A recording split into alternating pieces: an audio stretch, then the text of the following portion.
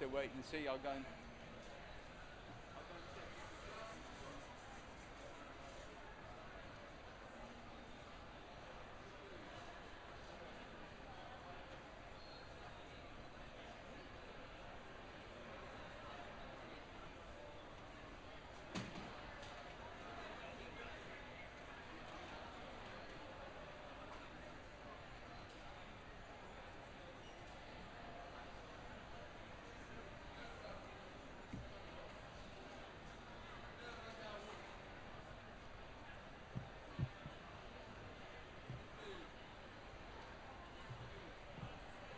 Good morning, everyone.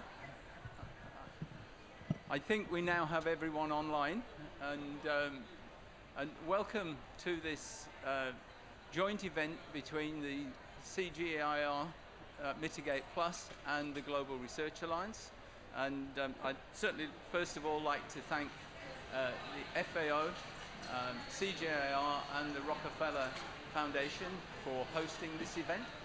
And this comes under the title, Building Capacity for Climate Change Research in the Next Generation of Climate Leaders in the Global South. So what I'm wanting to do today is introduce our GRADS program. And just to introduce myself, I'm Harry Clark. I am, at the moment, the acting special representative of the Global Research Alliance on agricultural greenhouse gases. And I will explain a little bit more around what GRADS is, and who I am, and who runs the program and what the program is. So I'll move on now. So just to say that this is a joint program, as I said, between the Global Research Alliance and the Mitigate Plus low emissions food system of the CGIAR system. Now this is a relatively new program, but it's looking to develop low emission food systems and via innovative research initiatives. And this is new. Is it working okay? Oh, sorry. I'll spit into it. So this is a relatively new program that took over from the CCAF's program, but is an exciting initiative of the CG system.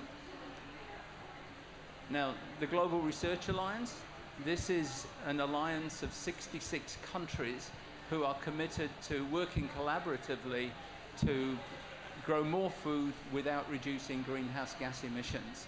And this started in 2010 with a joint declaration by around 24 countries that they would like to develop this initiative. And over the years, it's now grown to 66 countries. It's a network of around 3,000 scientists with 4 research groups who undertake the work of the alliance. It's had carried out around and continues to carry out about 150 collaborative research projects around the globe. And some of the big initiatives within the Global Research Alliance are capacity building. How do we build the next generation of science? And the GRADS program, and the GRADS stands for, and I won't say it more than once, it's Climate, Food and Farming Global Research Alliance Development Scholarships, but much easier to call it GRADS. And so I will go on a little bit to describe what GRADS is, and hopefully demonstrate how successful it has been. Now, this started in 2017. As I said, it's a joint initiative between 2 organizations who are committed to researching in low-emission food systems. And it's a capacity and capability building initiative that provides opportunities for early career researchers to extend their experiences into other institutions and other research organizations. They receive around $12,000 US to facilitate these short-term stays, which are up to 6 months. And it really is around early career scientists who are trying to broaden their experience and get experiences outside the institution in which they work in, so that they can get that broader set of experiences. And the focus is very much a mitigation focus. It's about reducing greenhouse gases, and it covers all agricultural sectors, farm emissions and losses from food and waste. Again, it's trying to ensure that this is a very broad-based approach, so 50% of the scholarships will go to women. And the funding for this initiative comes from the New Zealand government as part of its support for the Global Research Alliance on Agriculture Greenhouse Gases, and as I said, the CGIAR through its Mitigate Plus program. So a little bit more about what it does. So most of our recipients are already PhD students, and we provide this broader experience, the opportunity to go to another institution for this up to 6 months. And it's really around improving their knowledge. Also, it is about gaining other information, because these are not just capacity building opportunities. They do provide opportunities to get more information, to publish papers, etc. And so we get better data on how to mitigate emissions. And they are, as I said, they're really for mobility. We provide airfares, we provide cost of living, and we provide mentorship through experienced researchers. And beyond just providing individual scholarships, what we do have a network now of young professionals that we continue to mentor once they have finished that program of work. I'm sorry, you probably are struggling to see down the bottom, but since its inception in 2017, so far we've provided 124 scholarships and to graduates from around 46 countries. So it's been a very successful, and we are now inundated with applications, and it's a very difficult process to actually allocate the awards that we have, and we are looking to expand the scheme because of the unprecedented demand we have found for the scheme. So, you know, the Cliff Grad awardees get exposed to expertise and scientific training at the host institute that they would not otherwise receive in their PhD program of work. And broad-based topics mainly related to the quantification and the mitigation of greenhouse gases. And the research is conducted with scientists who are already working within the Mitigate Plus program, within the Global Research Alliance program. So it does draw on this broad network of scientists that sit within both the CGIAR and the Global Research Alliance. And so far, and I will go on, we've done 124 scholarships, but I will just announce something else in a moment, and that's why the number is 172 on there. And why the number of countries is about 45. So, as I said, we don't finish with the scholarship and you take it up and you go home. We're really trying to foster a network of early career scientists who can work with each other and draw on each other's experiences.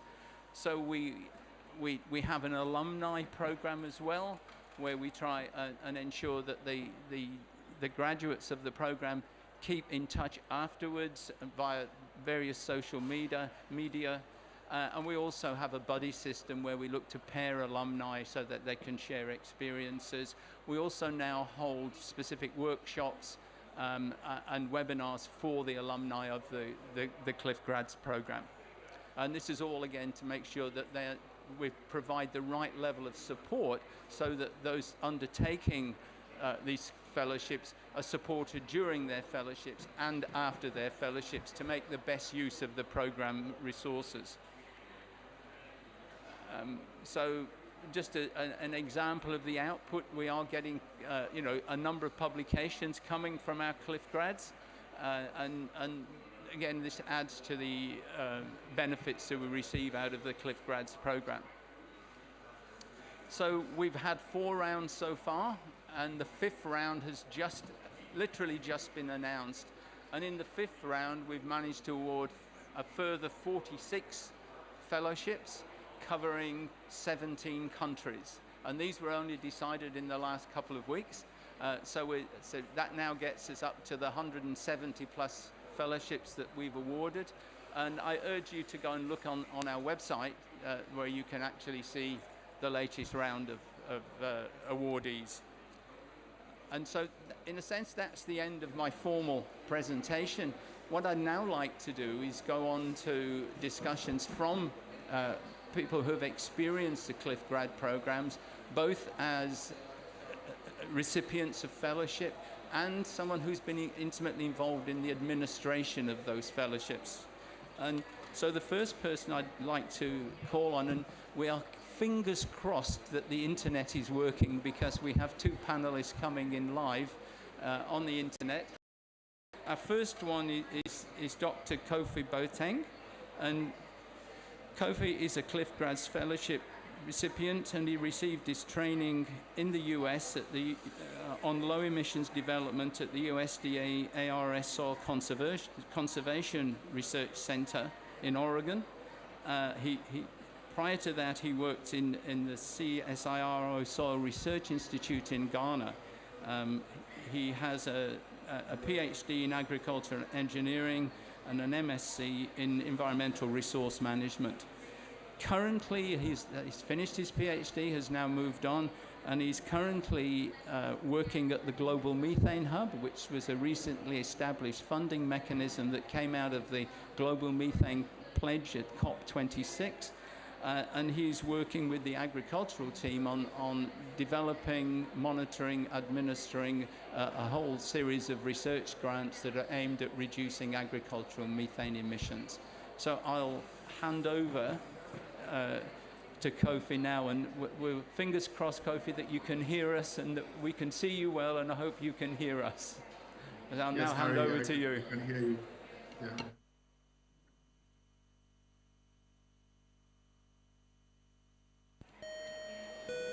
So the floor is yours, Kofi. Okay, thank you very much, Harry. I hope you can hear me loud and clear. So yes, if we can go into my slides, I'll begin with my short presentation.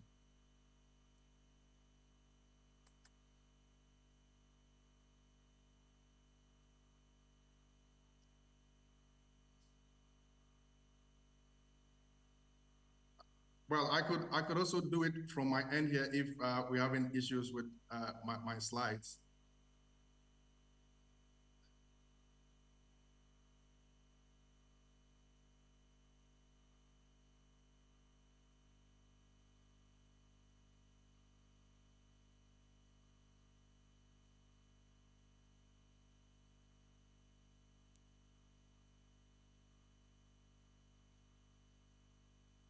Okay.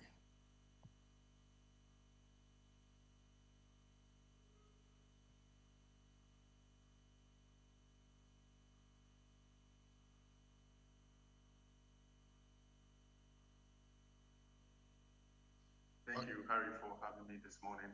I'm really happy to be here. And thank you also for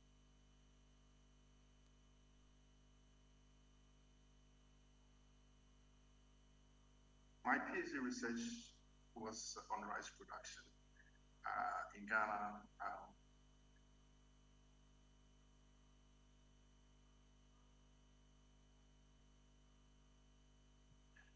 Rice production, there's a huge production gap, and that's the case for most countries of the sub-Saharan African region, where our demand exceeds our production capacity. And so, for instance, in Ghana, where we have a demand of over 2 million tons per hectare, our local production is only able to accommodate just about half of our demand. And so a huge chunk of our demand is imported, which costs our country over $600 million a year, which is huge.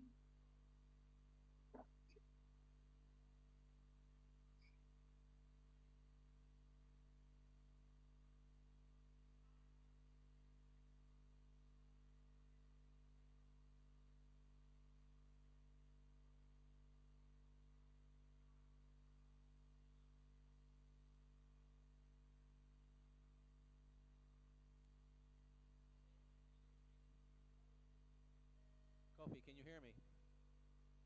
We cannot hear you, so if you will stop projecting your screen, If you'll stop projecting your screen, we'll project from this side. We're not able to hear you when you project. Okay. Okay. I think that'll be fine. I can hear you also. Yes. We're going to restart, and we'll do the projection. So you Okay. just tell us when to change slides. Okay.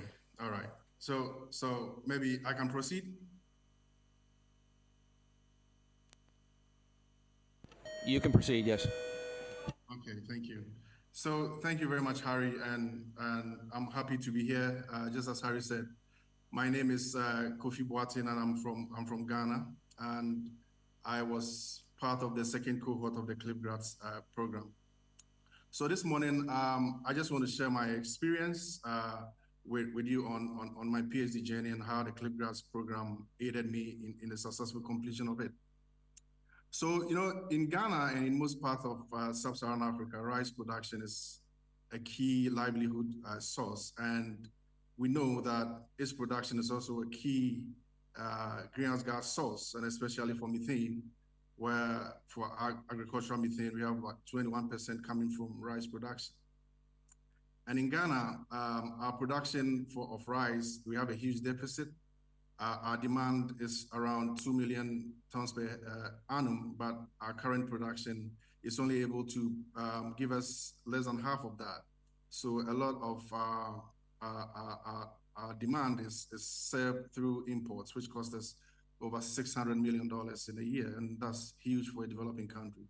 So during my PhD, I sought to find out if we are to increase rice production here, at what cost environmentally, and it led me to ask the question of how we able to increase our rice production without growing our greenhouse gas emissions. Please, next slide. So my research setting, I decided to focus on smallholder production because our smallholder farmers constitute 90% of our local production here in Ghana, and that's the same for most sub-Saharan African countries. And I settled on smallholders because their production is not so sophisticated. So if we are able to develop these innovations with them from the scratch, it's easier to scale it. And also for them to sustain its usage in their farming systems. And why measuring greenhouse gases? You see, it's important that we're able to measure, to be able to model scenarios that gives us high yields with low emissions. Because what we cannot measure, we can't really control. So that was why it was important that we measure this. And in my subsequent slides, I would further explain why it was important for us to measure. So for my research, I was able to determine seasonally for a smallholder rice production system in Ghana, the emissions that are emitted seasonally. And from that, I determined its greenhouse gas intensity, meaning that for each kilogram of rice that is produced, what is the associated emissions? And this is the critical point that we all want to get to be able to reduce our greenhouse gas intensities per yield of produce. It could be milk, it could be whatever, but with my case, it was rice. And that is the vision of why we are all develop systems that gives us our yield without also increasing our emissions. So my GRADS experience. So, in Ghana and Sub-Saharan Africa, the research infrastructure for low emissions development is developing. And so I think in the middle of my PhD, the reality set in that it was difficult for me to successfully complete it without getting the infrastructure that was needed. And in my case, I used the closed chamber method with the GC. So that was a huge, difficulty for me to get here, especially the GC. So I came across the GRADS program, which I applied and won at the second try, and was privileged to get exposure to this infrastructure in the US with a Columbia-based Agricultural Research Center in Pendleton, Oregon, where I got experience with some incredible scientists. Dr. Hiro Golani hosted me and was able to acquire the skills required to come back home to Ghana to complete my PhD. So aside that, I'm getting mentorship lifelong. peer, networks. Titus is one of such peers that we collaborate on research and have discussions on how we can move this agenda of low emissions development forward. So this is what the ClifGrad experience has done to me. Built my capacity, put me in a network that helps me to develop further and also be able to transfer the skills that I get to other people just like myself in Ghana and in the sub-region. So what the ClifGrad experience also does for my career is that it puts you in a spot where you get noticed, where your skills could be further developed and where you could have a much greater impact on low emissions development. And I will say without equivocation that my current role at the Global Methane Hub as the Program Associate for Agriculture was through this network of ClifGrad's fellowship. And at the hub, where we seek to partner with government NGOs, civil society to drum home the agenda of reducing our methane levels in the short term to be able to get a chance at meeting the 1.5 degrees Celsius target. Because we know that methane is short-lived in the atmosphere, and reducing it will give us a chance to be able to meet our target. So thank you very much. And I also want to say to the funders that the funds that you give to this program is doing magic. And I would urge you to increase it so that other people, more people would be able to get access to the training and the opportunities that I go through this fellowship. Thank you very much.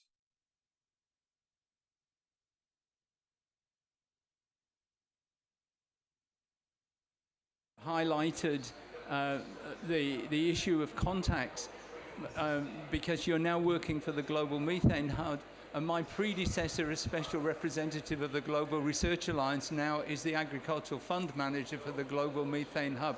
So the importance of making contacts, I think, has been well brought out, that it's not only does ClifGrads provide training, it does give a network of contacts that can help in further career development. So thank you very much for that presentation. And I'll now move on to our second presenter, and let's hope we can continue the success stories with the remote presentation. So I'd really like to welcome Titus Abdini, who is another of our ClifGrad recipients. She's a graduate of Wageningen University, where she did a master's degree. And in that master's degree, took studies on measuring methane emissions. And then she's now completing her PhD. And really, it's about mitigation strategies for reducing methane from dairy farm systems. And during her ClifGrads fellowship, she actually went to Bangor University. And we haven't chosen that because it's my alma mater. I spent 6 years in Bangor and I did my PhD in Bangor, but that isn't why we chose it. And it just seemed an interesting place to work if you're studying tropical dairy. But I hope you really did receive the training you needed when you were in Bangor. So during her training with ClifGrads, Titus did a lot of work on measuring emissions and looking at cost-benefit analysis of emissions reductions in Costa Rica. And so she worked in partnership with Bangor University and the CGIAR in Costa Rica. So I'll hand over to you to describe your experience as Titus in the ClifGrads program. Thank you. Thank you, Harry. Shall I share my screen? Or?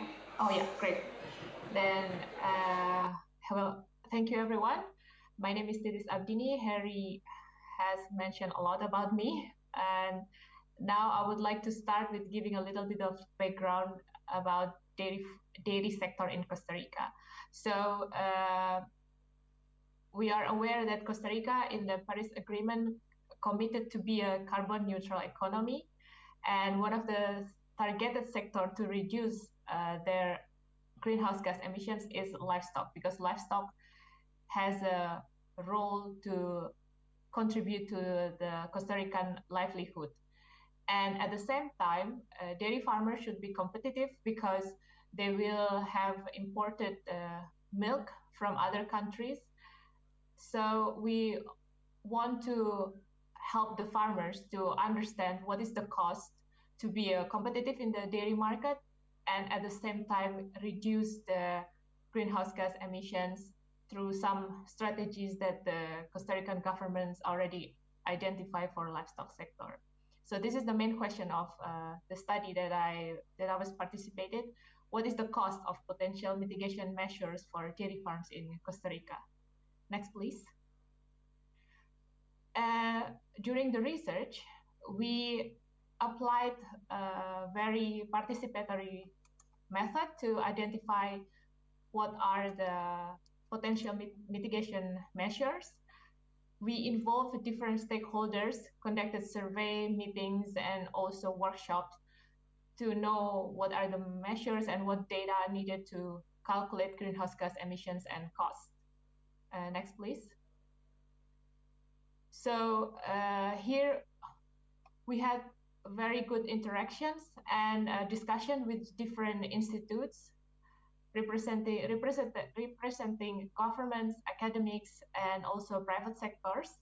Here I have the names of the institute, and we have a very one common goal, as we can see in the intersections of the different stakeholders, that our common goal is to identify potential and affordable greenhouse gas mitigations for different types of dairy farms in Costa Rica. Next, please.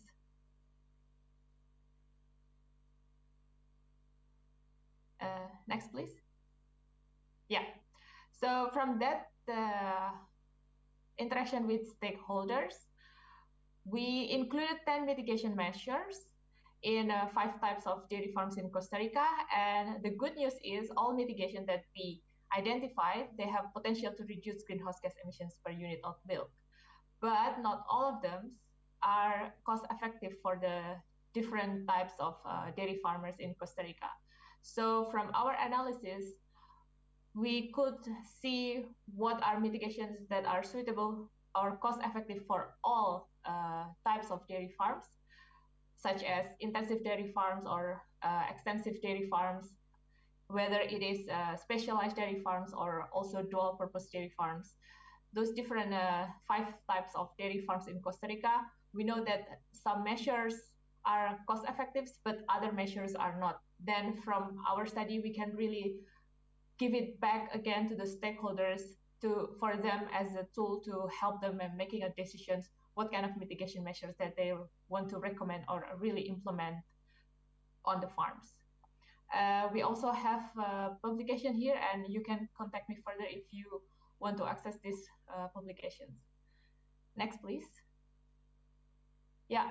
So last but not least, I would like to share, as Kofi already mentioned, that this experience also enriched my PhD thesis, which is about mitigations of greenhouse gas emissions in dairy farms in the tropics. So I also applied the cost calculations for mitigation measures in the case study for Indonesia. That was originally my case study for my PhD thesis. Then the experiences of having mentorship with some scientists in Bangor University and Cartier, how to collect the data, how to analyze cost, how to select tools to calculate cost of mitigation measures. I really applied into another case study and get the most out of it for my PhD thesis. And then secondly, we are also part of a broad and large networking that is still active. So I found it very interesting to still keep my radar on for everything's going on about the recent development of greenhouse gas calculation tool, or another aspect that is not only the technical tool to calculate greenhouse gas emissions itself, but also there are some interesting research about the social aspect or behavior of farmers or decision making, and of course the economic impact of the mitigation of greenhouse gas emissions, like what I did. So this networking, I still use it, and I believe that I am in a good spot to keep my knowledge updated every single time my fellow students in the network share their work and presented what they have done in their own host institute. And at this moment, I am part of Joint Programming Officers in Wageningen University and Research. This position aims to build the transnational collaborative partnership in the areas of research for bioeconomy, food and environment, also to make better use of research and development resources to tackle common challenges like climate change. And in this position, I really applied my knowledge not only about tool to calculate greenhouse gas or to assess environmental impact from agriculture, but also during the GRADS series, I learned that there are more in science. There are more for science, such as science communications and science policy integration. And I learned a lot from the interaction with the different stakeholders during my fellowships to specifically connecting the dot between how the result of science can be translated into something that can help policymaking and make a better decision for society. So in the future, I'm still interested in the research, but for now, I'm still learning about the background of the research or how to build a collaborative research. And I believe with my participation or my involvement in GRADS network, I believe that my knowledge in greenhouse gas mitigations are still updating by the time I'm joining this network. And at the same time, we have a community that always think about how to get more out of science. This is my last slide. And yeah, thank you for listening and feel free to reach me out and let's get in touch via email or other social media. Thank you. Thank you very much. Thank you very much, Titus. I think again, it's really pleasing to hear that not only is the GRADS Fellowship about personal learning and improving science knowledge, but it also really helps in career development. This is how people can get a springboard to their next steps in their career and really achieving what we set out to do, which is get the next generation of science leaders, and how this program can help develop that next generation of science leaders. Now, we've heard from two people who have experienced being CLIF graduate recipients. And our next speaker is the head of the institute that in actual fact hosts and administers the CLIF grads. So I'd like to hand over to Professor Charlie Spillane, who's going to talk about his experiences with the CLIF grads program. Now, Charlie is the Chair of Plant Sciences and Director of the Ryan Institute for Sustainable Development at the University of Galway in Ireland. And Charlie has vast experience worldwide in development issues, having worked both for FAO and for the CG system. He's an expert in plants and plant genetics. Currently, he has extensive knowledge of international processes. He is the founder and chair of the Irish Forum for International Agricultural Development, IFIAD. And he really is committed to development in food and development of food and food systems in developing countries. So we're really pleasure to have Charlie here today to talk about the CLIF grads program and how what his views of the CLIF grads program are and how it is benefiting early career scientists. So I'll hand over to you, Charlie. Hopefully it works really well.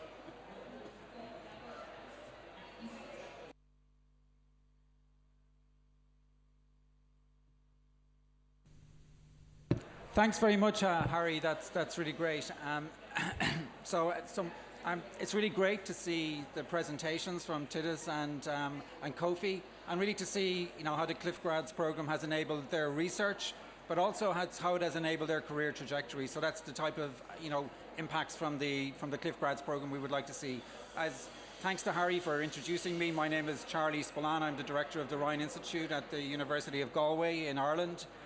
We're delighted as an institute and a university to host the operations component of the GRADS program, and delighted to be working in partnership with the GRA and also with Mitigate Plus. So what I'm going to do is share with you today just some thoughts and reflections of our experience with the GRADS program, and indeed with postgraduate research and education training in the climate change and agriculture sphere. And I'll point us towards some possible opportunities that we may all reflect on. So you've seen the presentations from Titus and from Kofi, and the GRADS program has been collecting testimonials on the alumni of the GRADS program over the course of its operations to date, and all of those testimonials point towards really the career advancement of these early career researchers, which is, testament to the impact of such a program and the rationale underlying that. So here's an example. We have one person here. We've got Gabriela Perez from Argentina, who was hosted by Bangor in 2019. And again, the program has been transformative for Gabriela. We can also look to, we have another colleague here, which is Samuel Waniga Anuga from Ghana, who was hosted by CIAT in 2019. So again, these testimonials really are a means of tracking over time what the impact of the GRADS program is on the graduates. But given the context that we're in today, I think it's important that we should frame these types of initiatives within the context of the UNFCCC, and in particular Article 6. And Article 6 speaks to reducing the impact of climate change by enabling society to be a part of the solution. And in particular, Article 6 B2 really points about education and training. And in that context, we should really see the GRADS program really as part of that capacity building initiatives that are really trying to speak to that ambition of Article 6, in particular this aspect of Article 6. And in that context, both universities and also research institutes such as the CGIAR and others, and national agricultural research institutes, have a major part to play in enabling that type of, the ambition and realising the ambition of Article 6 of the UNFCCC. So, on a broader note, we're all increasingly aware that all of our research and education activities are increasingly globalised, and also they're also globalized and also interdisciplinary.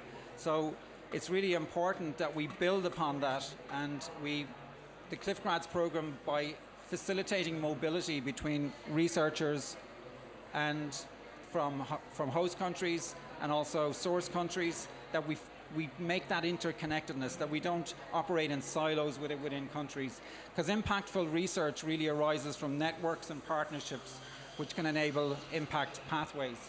And in this context, it's really important that the GRADS programs, that the awardees are connected into impact pathways such as the Mitigate Plus program, and other programs where it's clear that the research outputs that they generate can go on to generate research outcomes and ultimately impacts. So that's really an important element also, and tracking those impacts over time can provide a justification for the financing of GRADS. So in that context, GRADS really, it can enable the acceleration of impacts in countries, particularly of the awardees, particularly where the awardees return back to their countries to make a contribution.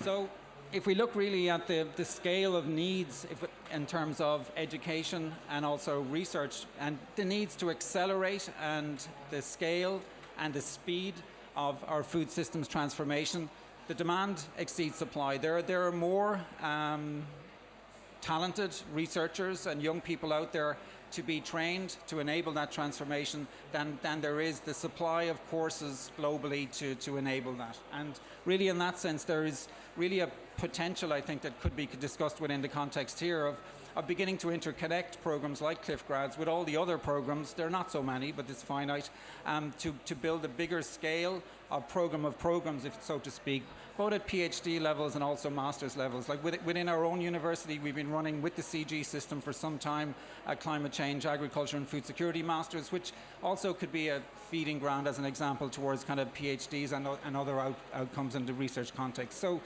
we can point as well towards the IPCC's fellowship program. So there are all these programs that really, they could be interconnected in a much more coherent manner.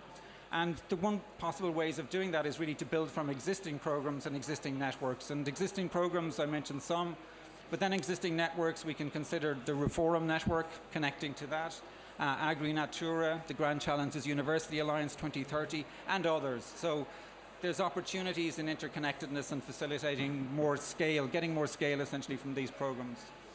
The other thing that's happening really, I've been working in research for 40 odd years at this point. And so what we're noticing is that there's a move away from the training of PhD students on a PhD student by PhD student basis with one supervisor.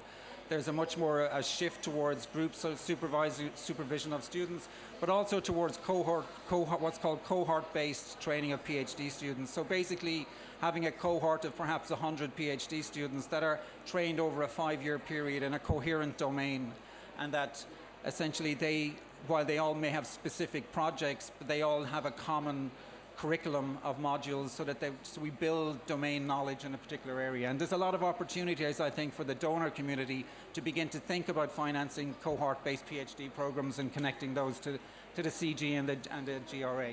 So that's really just some thoughts that this can be done really as well there are lots of existing PhD students that can be connected into the GRADS program that might not necessarily be financed by it primarily. That, in some sense, the GRA is already doing this. The GRA, driven a bit by the COVID pandemic, has been involved in providing transversal and research skills to the students. A lot of training on the domain topics, but also in topics like science communication, data analytics, and so forth. Gender is a target, an important issue for the GRADS program. There's a target of 50% of female versus male awardees. And as the GRADS program aims to be gender sensitive, both in terms of equality of opportunity and outcome. Currently there's a skew in that, there's a 2-to-1 skew, so the GRADS program is currently looking at in discussions around a gender action plan in terms of trying to shift towards the target of 50%, just to be aware of that. The alumni is a really important part of any such large-scale training, and so there's a cohort of hundreds, perhaps, of GRADS programs, and that's a substantial alumni network. What's really important for impact is to maintain that alumni connectivity, and also that it's built upon, that it doesn't essentially go off a cliff at the end of the program. So supporting strong alumni networks is part of the GRADS program, and it's really important for amplifying and accelerating impacts. And some of the types of add-on activities that could be considered in relation to this are providing funding for follow-on fundings for researchers from the developing countries to conduct follow-on research within their own countries so that they don't stop at the point of finishing their PhDs. And then there's the question of brain drains, that there's a need for funding for re-entry fellowships for PhD graduates to return to their own agricultural national agricultural systems to make contributions. And then there's the question of localization also, in terms of ensuring that research that is done is really addressing needs within the developing countries themselves. And then finally, at present, the GRADS program is financed by the Ministry of Primary Industries in New Zealand, in conjunction with the CGIAR Trust Fund through the Mitigate program. And I think it's really important that there's opportunities for diversification of that funding, additional donors to expand the scale, the reach, the topics, and ultimately the impact of the GRADS program. So in that sense, I'd really like to thank everybody here, and perhaps we could open up to kind of discussion. Thank you very much.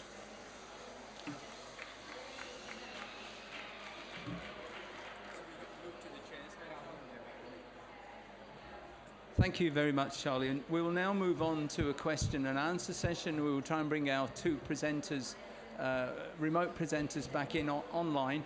And I'd just like to emphasize something that Charlie said just now, in particular about demand always exceeding supply, and that we need to have joined up processes.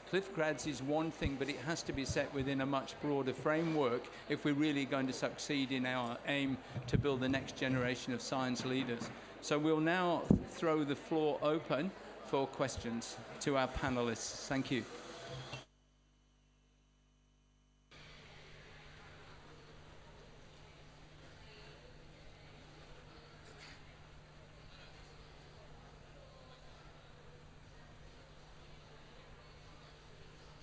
Good morning, everyone. My name is Oshima. I represent the local authorities in Botswana, in Southern Africa.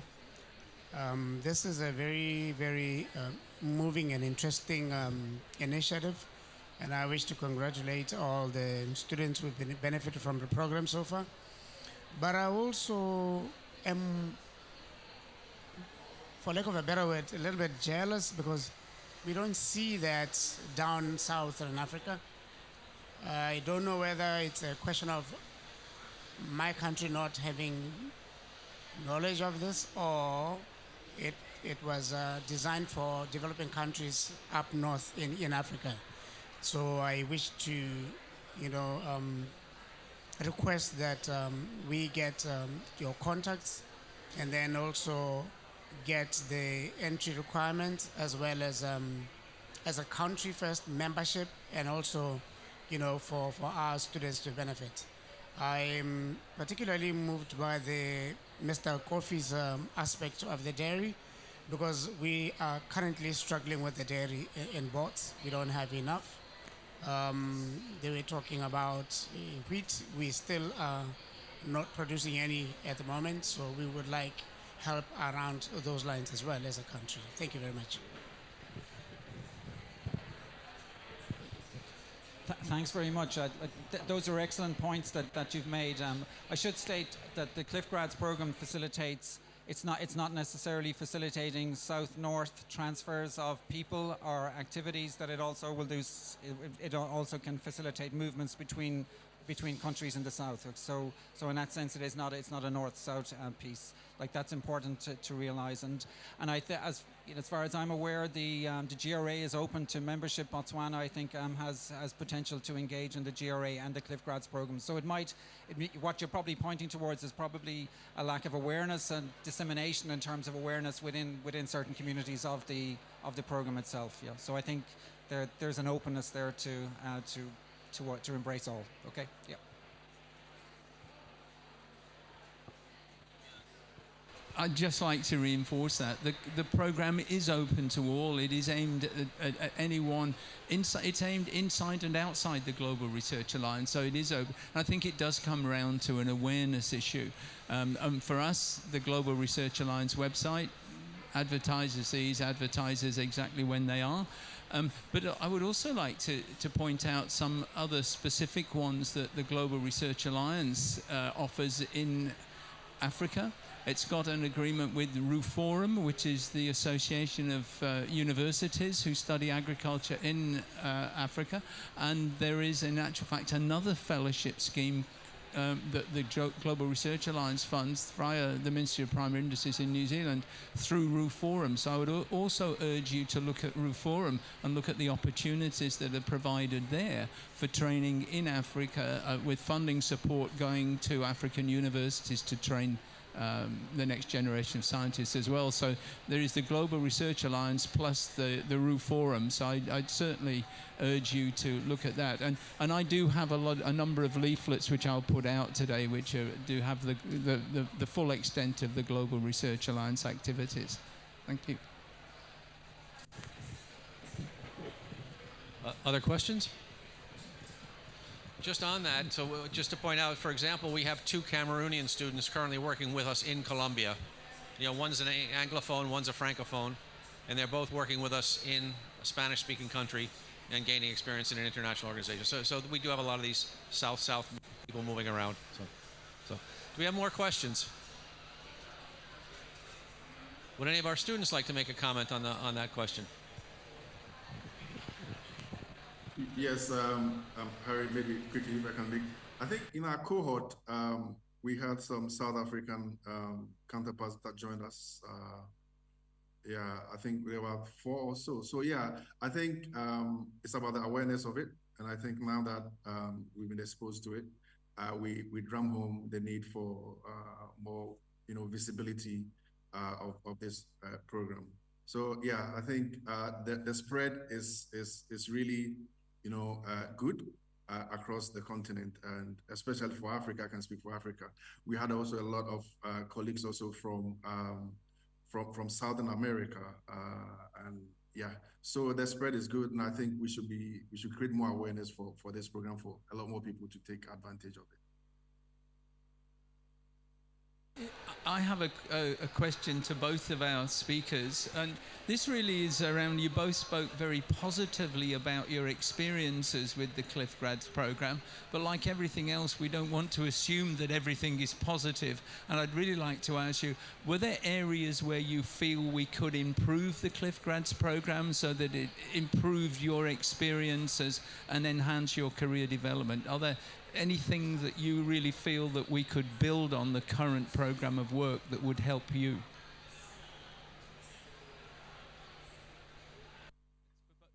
I can jump in first. Yeah, from my experience, it was a challenge to, of course, to gather the data, and probably because back in time I was still in the round 2, there was like an early program, but I think by the time with the participations of different Cliff Grad students, we gather more data. But at the very start, when we were lacking of data, that needs some creativity to close the gap of the data availability for our study. So I guess it's really good to have like one platform or dashboard. I like the online platform that we can share our publications and share everything.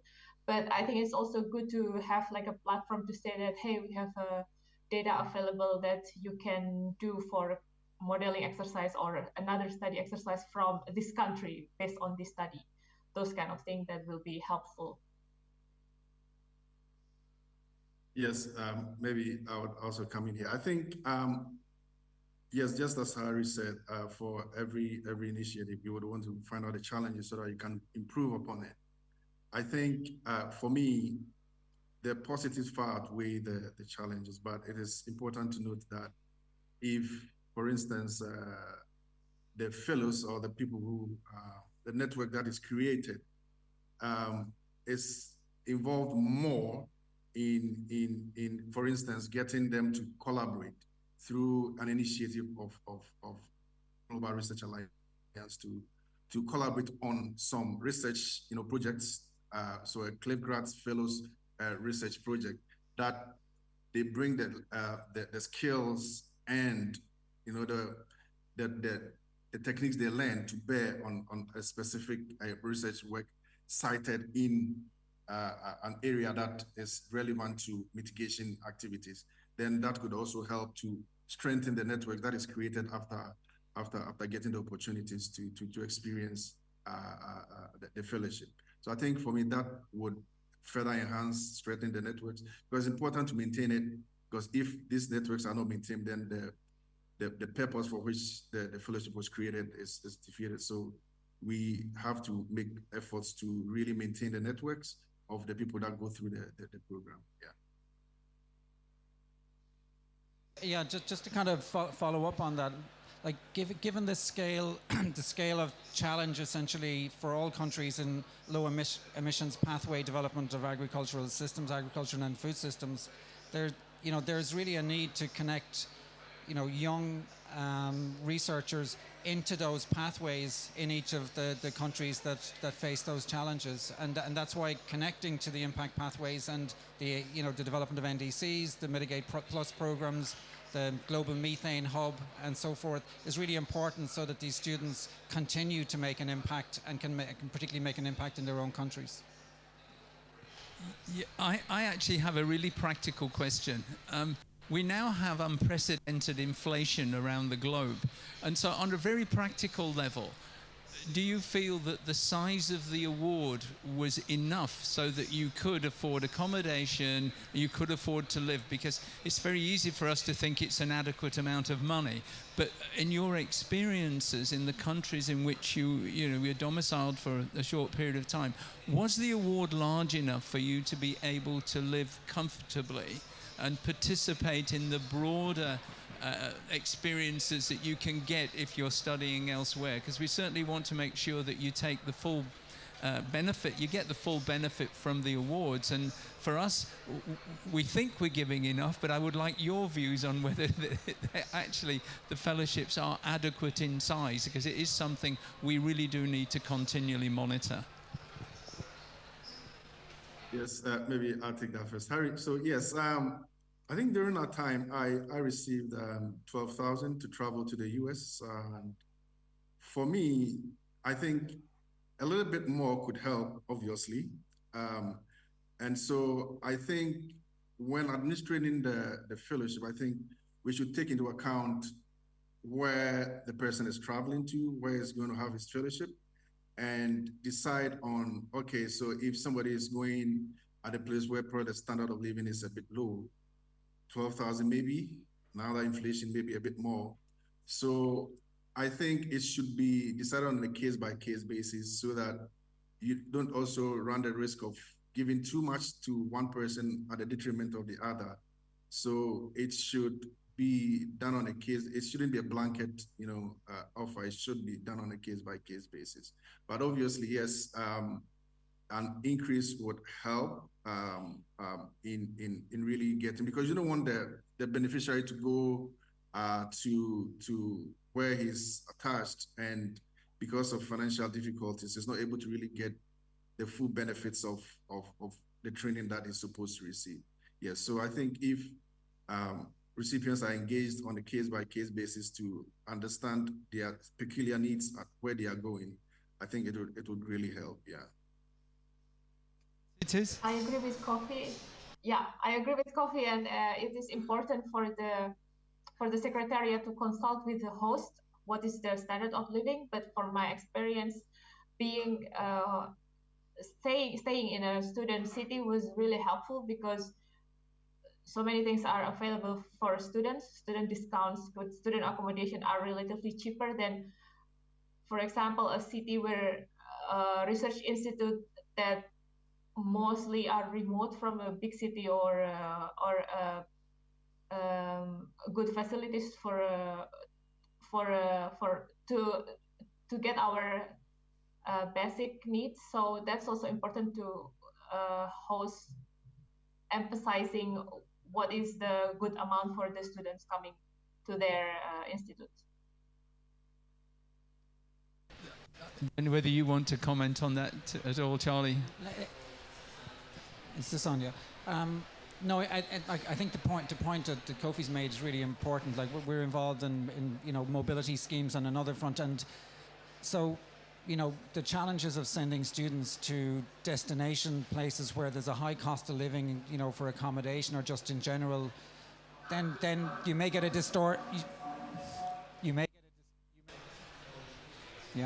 you may get a distortion towards trying to drive students towards places that are cheaper to live in, so that you can get a skew if we don't. So there is probably a justification for making it index linked in some way. Thank you. Yeah, going to.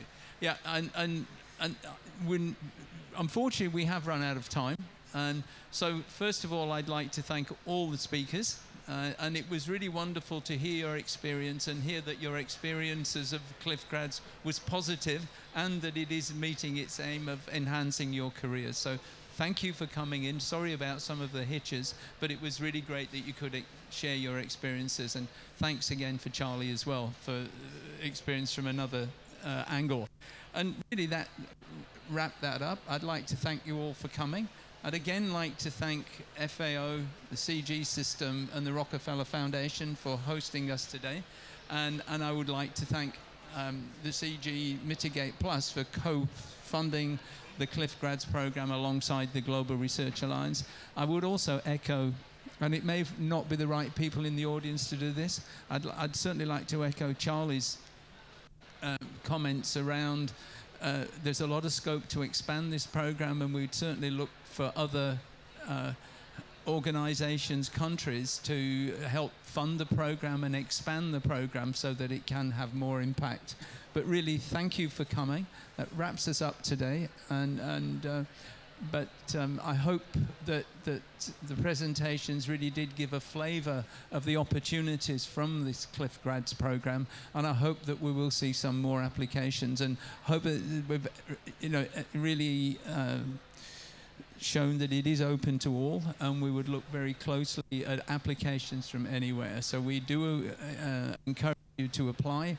I do have some leaflets which I will leave around, that if anyone does want to look further at the Cliff Grad scheme, they can do. But for now, I'd just like to wrap that one up and thank everyone once again. Thank you for having us.